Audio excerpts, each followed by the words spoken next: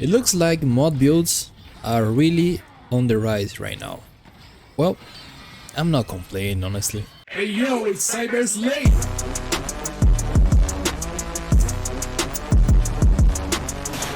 And without further ado, let's show the build. Alright, so this is a mod spam build, so it doesn't change too much from the previous video, because, well, you use almost the same things. I'm taking Archon and Summoner, Archon with Chaos Gate, but you guys already know you can change for Reality Rune, a more defensive approach. And Summoner with whatever you like. I don't like any of those, so I don't use it. Okay, fragments, this time I'm gonna show it, alright? I'm using Power Trip for the Legendary. You cannot do it with another mod. I mean, you can, but Power Trip is the best one. The other one that generates 50% mod generation, I don't think that's good. I mean, it is good for some situations, but not for this one. Critical chance, mod damage and critical damage, although you can change for mod generation if you like, but I don't think you need it. And the prison, well, it could be better. You have some mod swap speed, but at the way it is right now, it just does the job. So that's good, but you could make it better. Amulets and rings. Reaction chain. I wanted to take this amulet out because it's really good and I wanted to try other options, but honestly it's just like this amulet is a beast. 20% mod damage and also generates 50% of the mod power to the other weapon, so it's amazing. There's no way to swap for it for anything, unless, because we are using Merciless, you can take maybe Abrasive Whetstone, but you will lose the power generation, so that's it. Braided Thorns, Probability Cord, Akari Warband, but you guys already know you can change this one for Burden of the Gambler, no, Burden of the Destroyer. Burden of the Gambler you can change for Xenia's Malice if the enemy doesn't have any weak spot, right?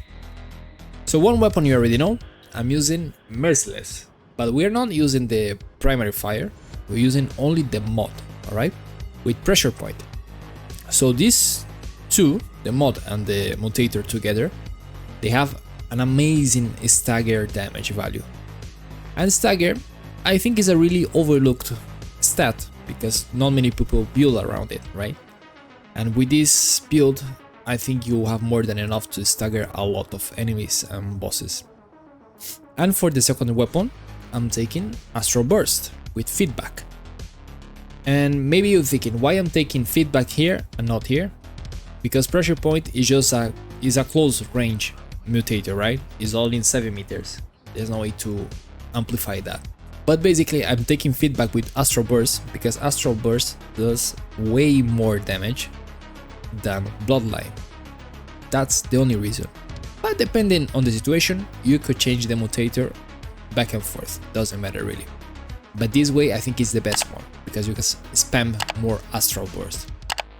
For melee weapon I'm using Relax, you know, the usual, with Tainted for the corroded debuff. Relic, you can use whatever you like. For armor, whatever you like as well.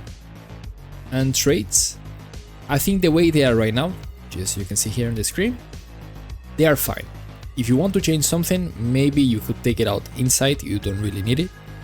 Or Perception, you also don't really need it. So you can be a little bit more tanky, or have move speed, I don't know, whatever you like. Okay? And guys, just to let you know, I'm currently doing a poll on the community tab, and right now the status build is winning, so I'm gonna do a status build next. And if anyone has any request of build or want to see some weapon that I can make it work, or I don't know, just leave a comment down below. Don't forget to subscribe and give it a like if you like this video, and see you next time. I'm gonna leave you with some boss fights. Cyber out.